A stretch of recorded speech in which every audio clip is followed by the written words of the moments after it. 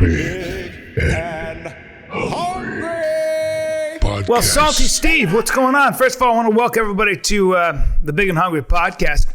And if you like stand-up comedy, Ontario Improv, I will be there July 29th, 30th, 31st. And then I'm going to be at the Houston Improv August 19, 2021. Get your ticks. Get your ticks. Hey, where are you going to be, Steven? I will be July 30th and 31st. I'll be in Phoenix at Copper Blues Live. Ooh, August I love it there. 5th through 8th, I'll be at Side Splitters in Tampa, Florida. August 19th through the 21st, I'm doing the grand opening of the brand new Milwaukee Improv. Very excited and honored to do that. August 26th through 28th, Oxnard Levity Live. And then one more I'll give you, September 16th through the 19th, I'll be at the Laugh Factory in Las Vegas. So I'm working on my new hour. Very excited. Just got back from San Diego, and I am a little, as they say, overserved. Yeah, can't stop, won't stop, huh? Now, let me ask you something, Jack. You got that beautiful house in Nashville, outskirts of Nashville. Did you get on the plane from Los Angeles to Nashville and just zonk out? Oh yeah. I'm like Mr. T when I fly. Like they always had to put something in his milk. It is one of my gifts. I can sleep anywere, especially during your shows. Like when you perform, dude, I don't know what it is. Dude, you're being mean. What? You're being a silly goosey goose is what you're being. Now, Steven. Yes, Bryan. Did you took my Prius down to San Diego. Did you open her up when you got a free second on the highway, when you had some space to really see what she can do? Open a Prius up. I don't think that's the proper term. I think what you can do in a Prius is you can drive in the HOV lane, which is very, very helpful. Especially when she's a 4-cylinder plug-in, huh? From 2016. That's right. Yeah. I told you one time, I asked a guy, I would never gave a fuck about cars, but I was a young man, and I see this older guy, probably my age at the time, and he had a Corvette. He had a Corvette, probably younger. He had a Corvette, and I said to him, how fast does she go? I didn't care, but I wanted to just flatter him a little bit, and he looked at me and he went, I never really opened her up. I went, okay, dude. So you're that guy. Great. Right, yeah. Now, what do you do with the car cover? What do you do with the car cover to keep her shell shiny as a ladybug's back? You fuck. Okay. Dude, I'm salty because it's a Sunday. All right? Yeah. I'm salty because it's a Sunday. Huh? Can I tell you something? This is the biggest mistake I've made on the podcast thus far, other than doing it. Yeah, you son of a... Is I mentioned one or two podcasts. If you come to my show, say Mandragon, I'll do a shot of Jameson with you. Oh, God. I literally have people yelling during my set, hey, Steve, Mandragon. I'm like, okay. All right. Well, I said it. I got to do it. And it's been happening repeatedly. Well, you can get up to 25, 26 people at your shows. Edit that out, Anthony. Wait, Steve, wait. Steve, Salty Steve. Bryan, you want me to open her up? Holy you want me shit. to open her up? Dude, your eyes are blue as fuck right now. Your eyes are blue as fuck and your traps are all kinds of inflamed. Here come the compliments now. Here they come, yeah. Now, Steven, what else has been going on? Well, when I was at the Laugh Factory, when I was at the Laugh Factory, to enter in San Diego, you have to go past the dumpster. And when I was walking in, I saw the dumpster and I saw all your merch in there. You motherfucker. What? No, you see, that's not cool, dude. Okay? That ain't cool, man. I didn't know the Laugh Factory opened up in San Diego. Yeah, in San Diego, it's crazy because it's literally right next to Madhouse and then a block away from American Comedy Co. But I will tell you that this Laugh Factory in San Diego is beautiful. It's small. It's kind of intimate. It kind of reminds me of like the Village Underground in New York City, where they have the Comedy Cellar. Yep. It's like everything a comedy club should be. Low ceilings, packs them in. It's really, really beautiful. They did a good job. So I was really, really thrilled to get to go there, and I'm paying for it. I am paying for it. Yeah. You fly out way too early. I don't know how you do it. I can't do that. And you want to come home and see your babies, and I get that. It was a mistake because I finished the show at midnight, drove from San Diego to LA, got in at 2, slept from 2 to 4, got picked up at 4:15, got on a flight at 6, and yeah. I got to tell you that, we had house guests who lived with us for 10 weeks here. And then we found out you were coming with Jess and your kids, and almost anybody else we'd be like, oh God.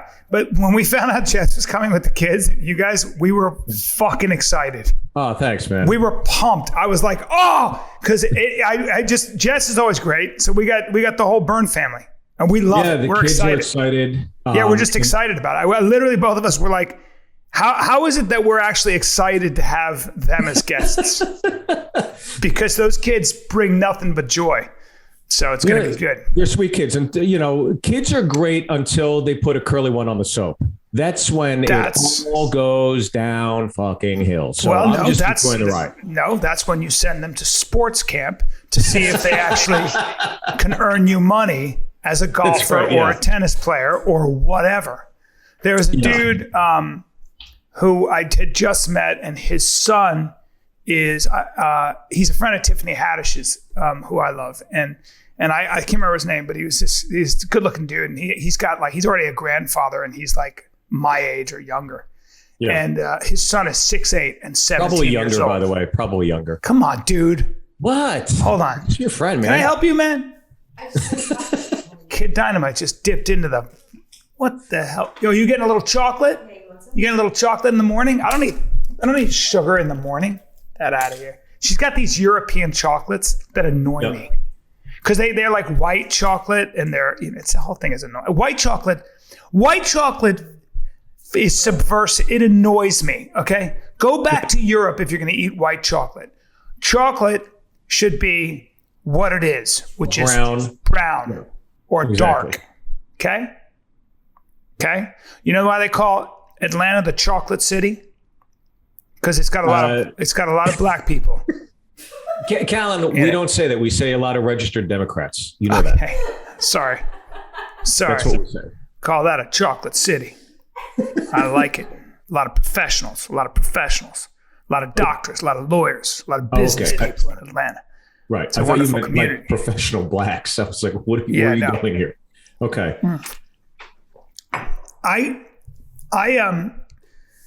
This is going to sound like such a white liberal thing to say, and I don't even mean it. Brian, just curious, when you're at home, do you ever, when you're eating dinner, do you turn around and look at the picture of yourself on the wall and just kind of like, yeah, that's me? Ah, shit. Do you do that? Fuck. I have no pictures of myself. I don't want anybody to see that. But I just like that picture because somebody hanging out when you eat dinner. You just look at yourself. It's the only picture of me in the fucking house, son of a bitch.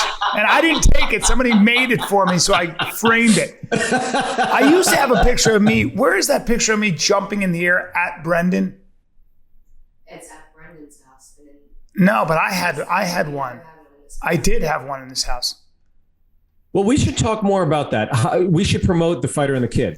No. Hold on. No. You do a podcast with Brendan Schaub once a week called Fighter and the Kid. Fighter and the Kid. And if you like Bryan here on Big and Hungry, you're gonna love. Oh, you're gonna love Fighter and the Kid. Fighter and the Kid. He's great. Thanks, buddy. I appreciate it. It's a lot of fun. It's a great time. Let's roll some clips from Fighter and the Kid, the 700 episodes.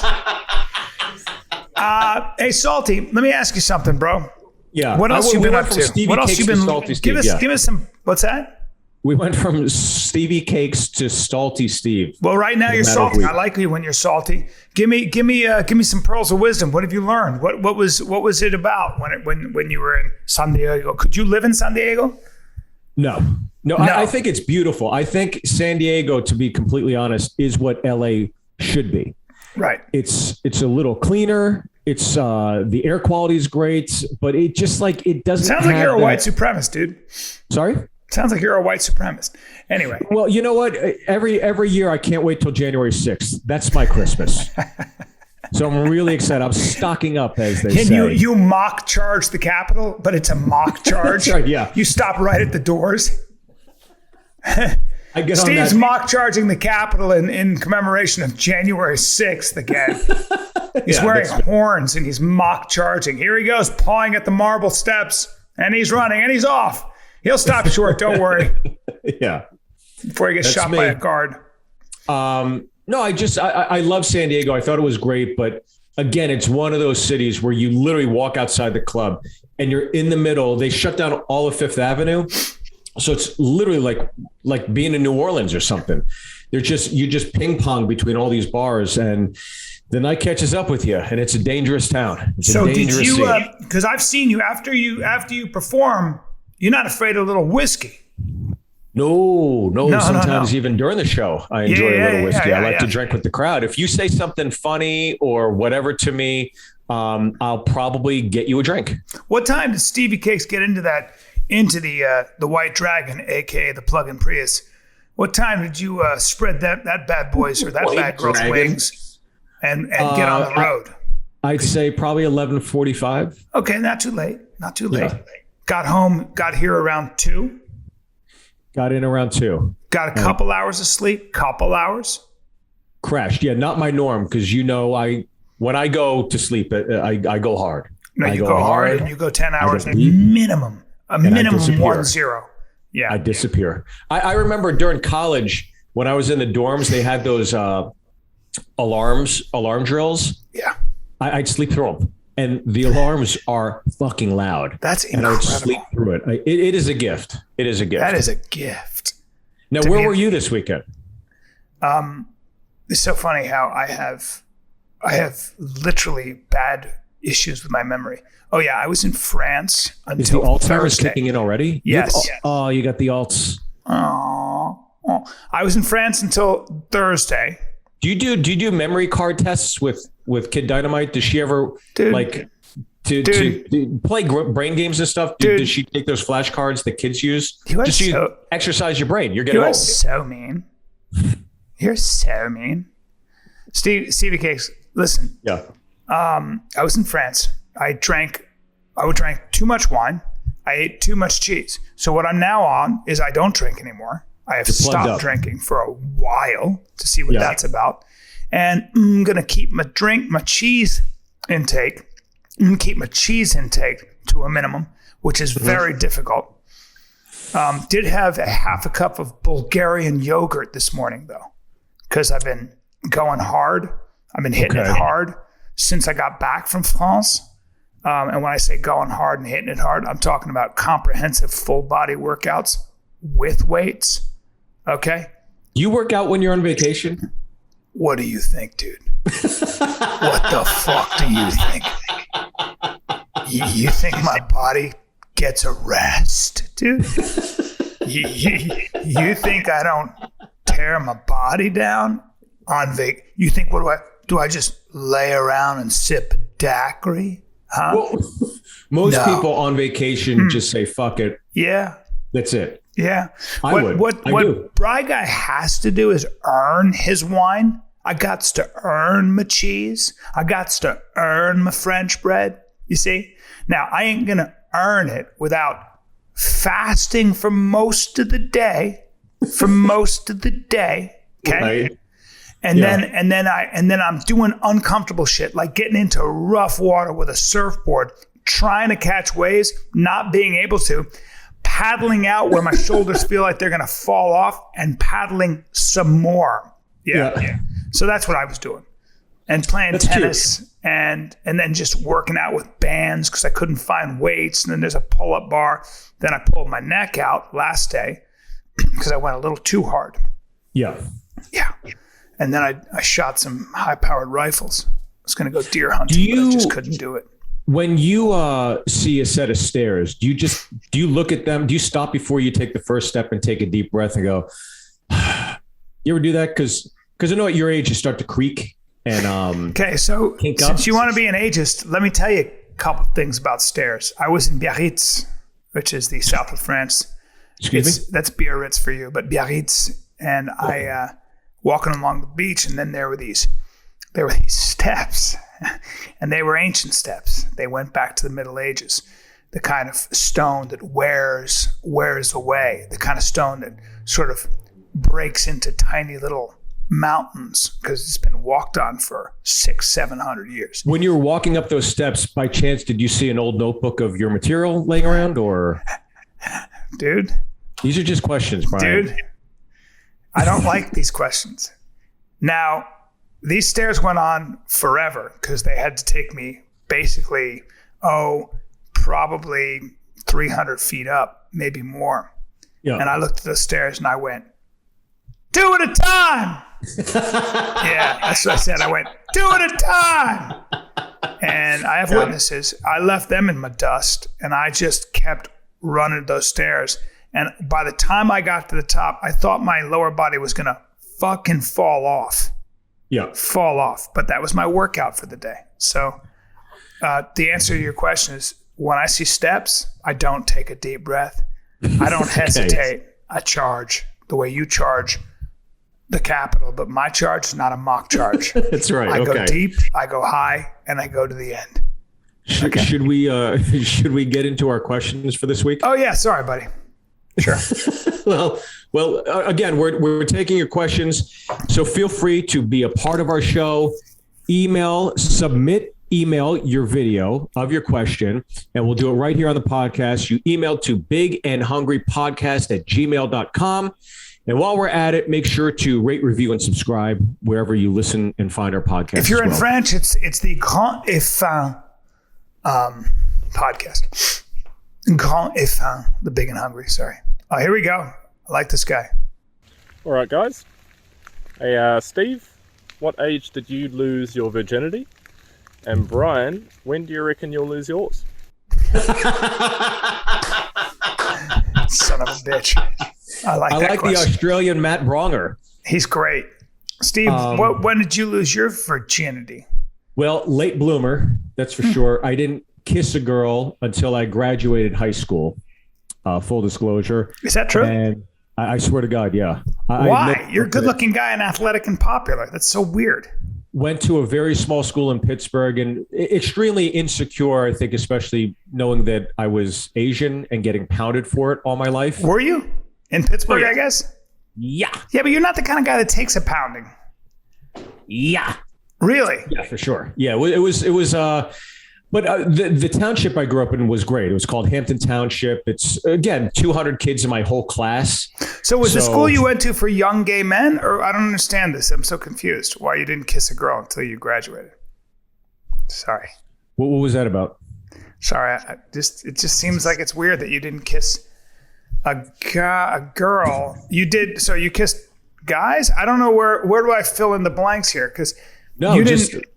Late bloomer. So it was my freshman year of no, it was actually my sophomore year of college. So I was 19, and I remember this girl I was with, she put rose petals on her dorm room bed. Okay. And played Tom Petty's Free Fallin'. Okay. And I think I didn't even make it through the first verse. Yeah. So you're the kind of guy. A quick rodeo, as they say. So you had sex? Yeah. Yeah, you're the kind of guy I would want my daughter to date if that was the first time, because you're a good guy. But Bryan, I lost my virginity at 14. That's incredibly creepy. I know it is. It's fucking weird, but I'm just saying. You know what? Since it's on record here, you can hold the camera. No, man. No. Hey, dude, this is not what I'm saying. You son of a bitch. That is so creepy. Now, how about you? When did the old Playboy? 14. When did the old bassoon lay it down? 14 years old. I was 14.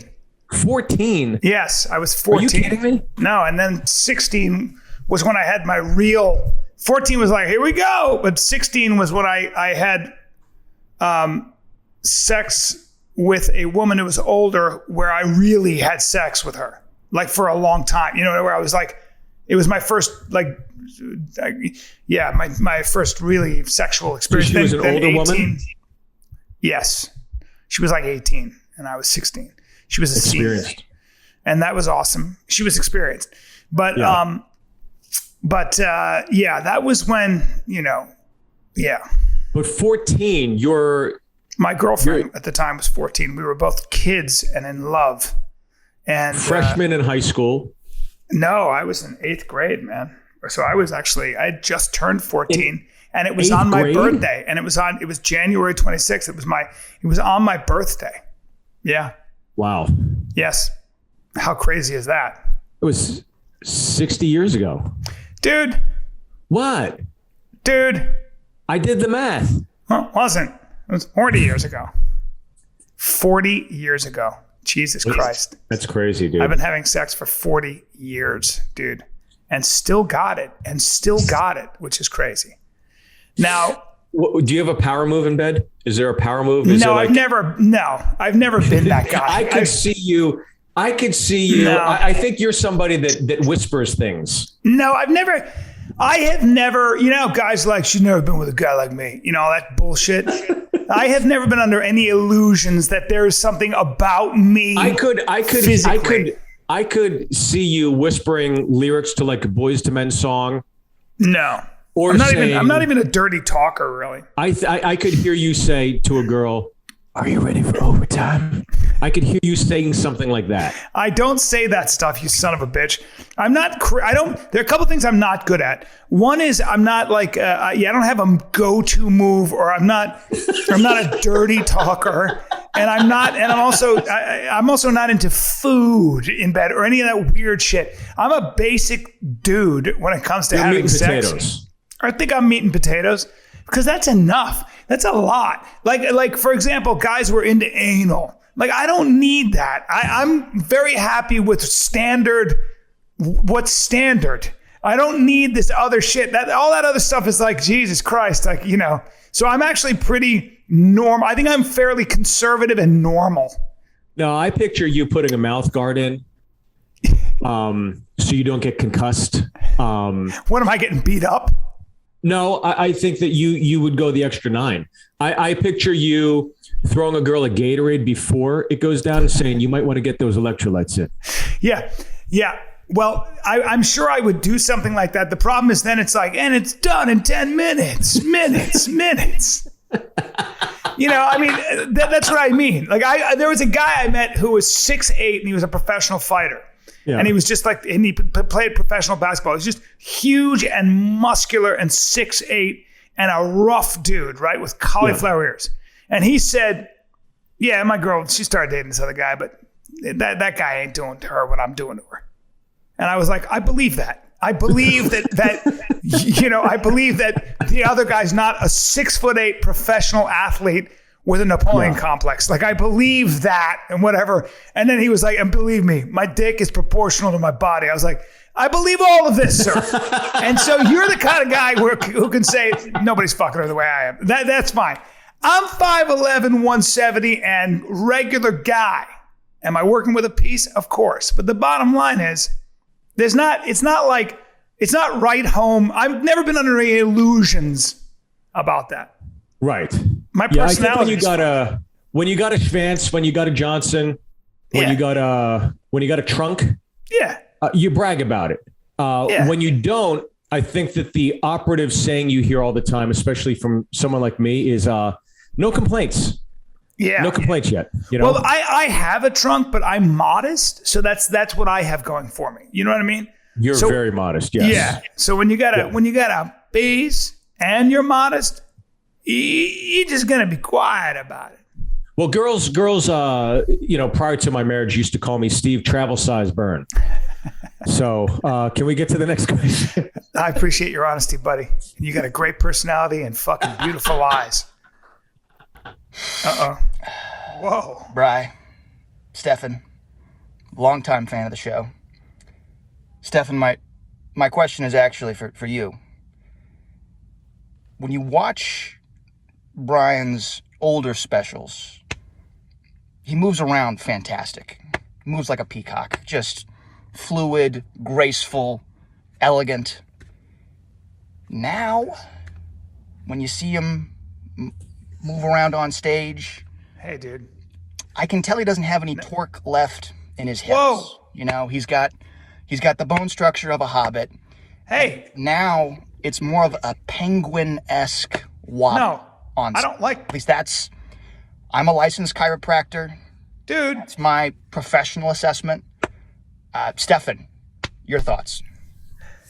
That's a bullshit question. I agree with everything that this night shift manager, Payless Shoe Source, is saying.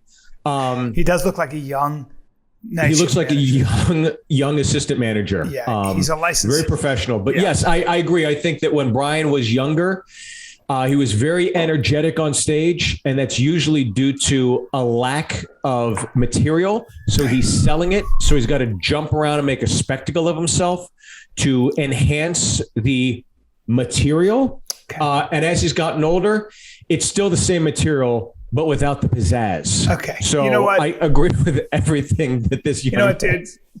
I may have to warm up a little bit beforehand, maybe even take a half an aspirin, whatever the case is. But my spine, the Chinese say your spine is as old, you are as old as your spine. That's what they say. My spine, believe me, my spine ain't old. Believe me, I can still do a back bend. Believe me, I can still basically touch my toes if I bend my knees. Here's the bottom line. I do have to get the engine jump start. I can't just start running. I do have to warm my feet up. Got to warm my lower metacarpals up. Yeah. Got to warm up the tendons. But at the end of the day, make no mistake, you throw me into the belly of the beast, I'm going to respond. Okay. And I just watched myself recently, and I still got it when it comes to my ability to express myself physically. So fuck off, both of you. Fuck off, both of yous. And you and your chiropractor. I don't need a chiropractor. So how about that? How about I come to your town and I don't hire you or call you because I don't need you. Because my joints are just fine. I think we struck a nerve. Bryan got a little defensive. I'm going to hang upside down. You look a little wounded right now, Bryan. What's wrong? You look a little wounded. I'm old. You struck a nerve. I'm old. Dude, I'm so old. I don't like it. It's bothering me.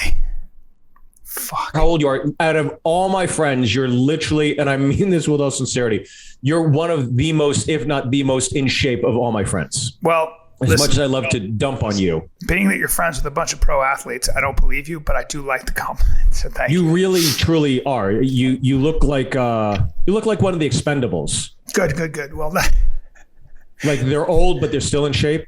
Yeah, I know, dude. I get it. Okay, I get it. Because some of them are 70. You know, this is fucking not a compliment. You know, I don't like it, and I don't like you. So, next question. Get that fucking guy out of here. Jesus. Teeth are yellow. Hey, look at this. Bryan and Steve, I'm out here in Rancho Cucamonga. I just had testicular cancer. I'm wondering what you think about getting a fake nut or freezing my sperm. I'm just wondering what you guys think about that. Bryan, I'm seeing you in Brea at the end of the month. Thank you, and be big and hungry. I don't think I'm in Brea at the end of the month. I think I'm in Ontario. So make sure you come to Ontario, buddy. Testicular cancer. You know, I read Lance Armstrong's book about that. They created a chemotherapy with, I think it's platinum in it, believe it or not. And that was I don't know anything about this, but that was the deciding sort of addition that made testicular cancer so highly curable. It used to kill young men all the time in the 70s, but now it's highly curable. It's one of the most curable cancers. So I would say get a fake nut and freeze your sperm. That's what I say. Get a fake nut. You dodged a bullet. God bless. You went through a scare. Let it make you stronger and more thankful for the things you have. I think that's the whole point of disaster or chaos or something like that happens. You have to allow it to make you less afraid of the world, stronger, more generous, and follow what you already know to be true. That's my advice. Get a fake nut at the end of the day. Yeah. I wish the young man Godspeed through the process. And thanks for listening. And hopefully that this can be a healthy distraction for you that listen to the podcast. Thanks for listening too. But great I talk. don't know, cosmetically, would you feel the need to get a fake nut, or would you just let it? Here's the problem. When you get a fake nut, it's got to be something soft. If it's a hard marble and it clangs against your other nut, you got some problems. You got to make sure that nut hangs lower than the other nut. Otherwise, they clang together. You understand me? So clang, clang, clang goes the trolley. Clang, clang, clang goes the trolley. You know, when you the reason he's gonna put some buckshot. No, they probably have some kind of a silicone, packet. Throw that in there. You want a ball. You don't want to have no ball there, because then you just got hanging skin. So I think it's important to look the part. You understand? Yeah, I don't know. I think I'd take it as a scar of life. I don't think I'd change a thing. I would, maybe it'd be, I don't know. I might get a pool ball in there, one of those, and just to really have it stretch the skin, so I look like I got a set of balls that I could barely fit into my jeans. So you can go that way too. It all depends, but I'd get a fake ball because it's not hard for them to do. I get something that lights up. I get something that lights up through the flesh. Now that's a great idea. And it's kind of like an EDM party when a girl's blowing me. So I don't know. All right, sorry. That's a great idea. I wish him lots of love. Turn the lights off. Turn the lights off. It doesn't matter. Oh, it's one of those shitty little microphones in it that you get in those get well cards when you open them up. The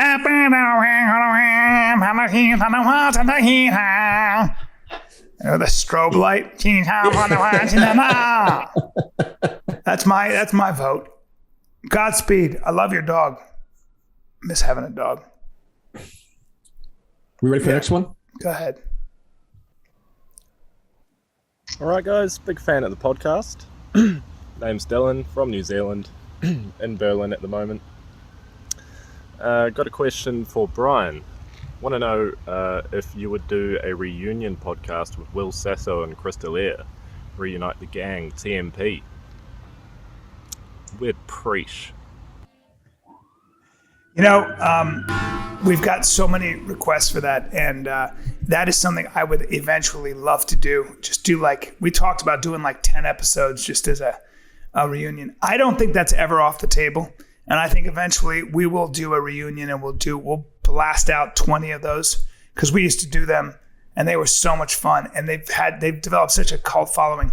We were doing that 10 years ago at least, and that was when nobody was doing podcasts, and to see what a following those things had, we had so much fun. So yeah, man, I would always do that. I would love to do that.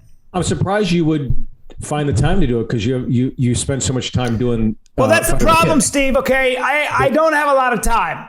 Okay.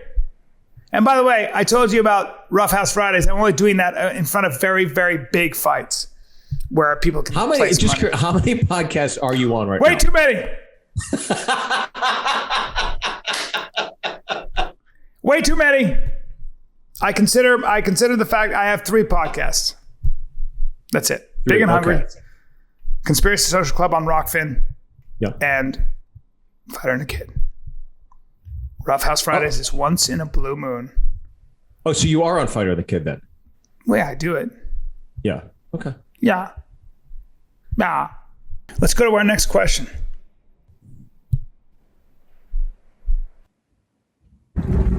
What's up, boys?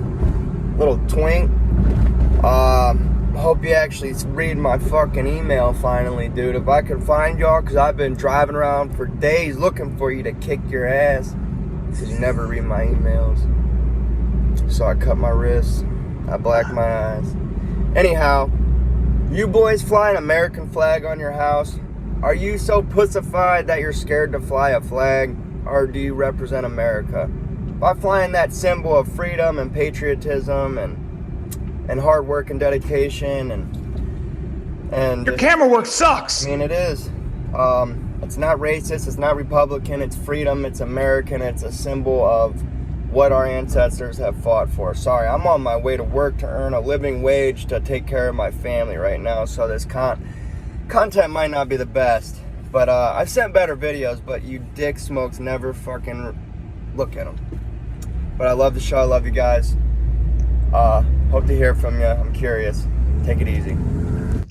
Dick smokes. I love this guy. I love everything about him. And I love the fact that he took time away from feeding his pet lizard to make this video for us. I've never seen his. Have you seen any of his emails or videos? This is the first time I've seen this, so I haven't seen your stuff. Where are you sending this stuff? Maybe sending it to Big and Hungry Podcast at Gmail. I'll look at it, but I've already gotten what I needed. Yeah, I apologize if you feel like we've been ignoring you. He's looking definitely for us. not. But I think if he's talking about what the flag represents, I wholeheartedly agree with him. I think I think, you know, the flag obviously is becoming a divisive subject. There was a young lady, I guess, during the Olympic trials that shunned it.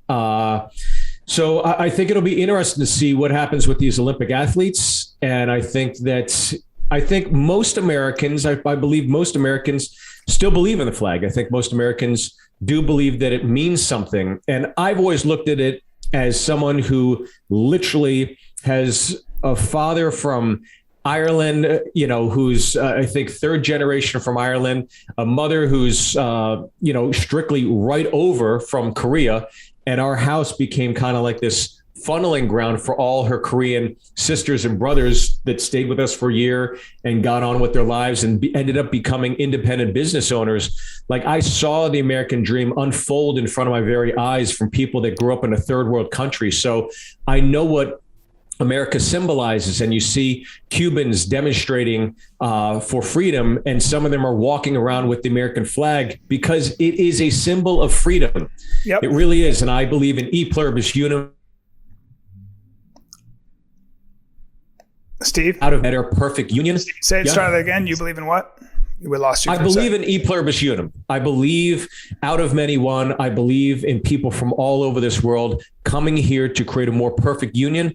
And I think that the flag symbolizes hope and freedom, and to a faction of the population, the flag is something that doesn't mean anything to them, or it's hatred or this, that, the other thing. And I would hope to God those individuals, instead of burning the flag, if they took the flag and made it their own cause, I would support them wholeheartedly a hell of a lot more than seeing them burn the flag. Make the flag your own. America is always going to be an experiment. America is always going to be changed. But no matter what, I think America has proven over time, it's constantly course correcting. It's constantly getting better. So it's a verb, man. I agree with you. And it's an experiment. Yeah, and I think that's well said. And I think that for me, I take the American flag very seriously. Flying the American flag over my house is something I would take great pride in. I don't have an American flag over my house right now. Not because I don't believe in it and I don't love that idea. I just don't have my layout doesn't, I don't know where I'd put it. I have to have a huge pole in my front yard. You're not good with tools. You're not good with tools. A hammer or a screwdriver, as they say? No, but I'm a patriot and I love the flag. I love everything about it. And I'm proud of it. And I will never, ever apologize for the American flag. I'm going to quote, though, what I like about the American flag is you have a right in this country to burn it. You have a right to shun it. You have a right to throw it on the ground. That's the great thing about the American flag. When you do that, you're demonstrating the power and magic of the American flag. Eric Weinstein said the magic of America is you have a right to burn the flag you have no interest in burning. And that may be changing, but at the end of the day, when you do that with the American flag, you are essentially, in many ways, ironically, honoring the founding fathers and the gift that they gave all of us of representative government. Mm-hmm. Freedom to do that. So you're welcome. You're welcome, because there are most countries, not many, but most countries don't allow that. Most countries, that would be physically dangerous for you. Most countries, you would still be imprisoned or at least sanctioned for. And what I love about this country is that runner who decided that she didn't like the American flag or that she has a different history, she's a black woman, she has a right to do that. That is American. And it's part of the debate, and it's part of the point of view. So I protect her right because I'm an American, and that's what the flag does. And I'm going to quote Mark Twain, who said something fucking awesome. He said, "Loyalty to my country, always. To my government, only when it deserves it." And that's a great way of looking at it. Loyalty to my country. Can you say that one more time, Brian? Loyalty, Mark Twain said, "Loyalty to my country, always. To my government, only when it deserves it." So, yes, I love criticism of the power structure. I love criticism of my government, of my politicians. I love the fact that I can vote them out, that I can shout at them, that I can tell them they suck. I love that. But that is what the American flag symbolizes. So do a little reading on history and take a look at where you do benefit from the arguments that were won, the philosophical arguments, the political the arguments of political philosophy that were won, that were argued for and won, that were thought out by John Jay, by James Madison, by Alexander Hamilton, by Thomas Jefferson, and by all those other men, mostly in their 30s, who were steeped in not only the Greek philosophy, but also Christian theology and other things like that. We owe a great gratitude to especially James Madison, Jesus Christ, who gave us the architecture for a country that allows all of us to speak our mind, and that all of us and gave us the Constitution and the Bill of Rights, the Federalist Papers, and all the amendments. My God, it's a genius article. Yeah. And I would also remind people that the magic of this country is that power is not concentrated in any one group, any one faction's hands. That the checks and balances were the greatest invention ever. The legislative, the judicial, the executive, free press, all of those things are keeping everybody in check. And that's why we haven't suffered military dictatorship, civilian dictatorship. So these things were thought out by the founding fathers, the framers of the Constitution, and we owe them all a great gratitude, regardless of what your color is. I was in Philadelphia recently, and I took my family to Independence Hall, and good. We were on the tour, and I don't know if you've ever done the tour. If you haven't, it's great. But there are all those famous paintings of Washington and Benjamin Franklin and signing the Constitution, et cetera, et cetera. And there's 4 major paintings that show those obviously historical events occurring. July 2nd, signing the Declaration of Independence, et cetera, but we celebrate on the 4th. But they were showing these paintings of all the founding fathers, and what the tour guide told us, I couldn't stop laughing. The gentleman that was commissioned to paint these historic moments for our country, the painter painted himself in the pictures.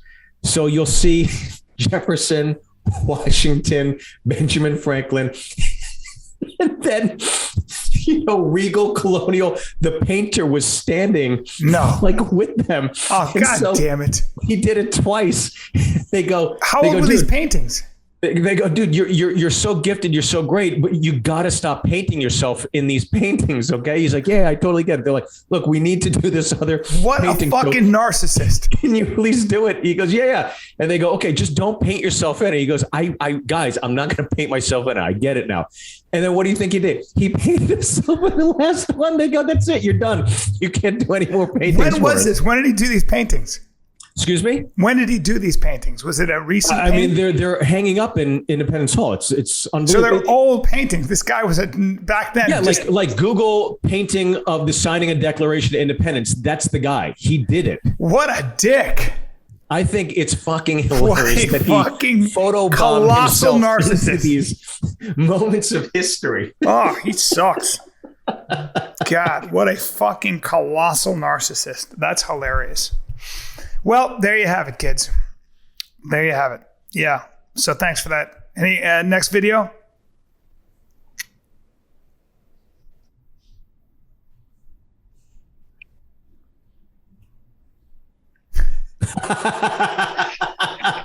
I love that guy. I fucking love that guy. Did we ever hear back from him? He is so awesome. Guatemala. I'm from Scotland. I love that guy. I fucking want to hang out with that guy. I met a couple in San Diego when I was doing my show, and it was a Mexican woman dating a Guatemalan guy. And I said, "Where are you from?" He said, "Guatemala." And in my head, he was in my head going, It's great. We got to go to Guatemala. All right, guys. Well, that was fun.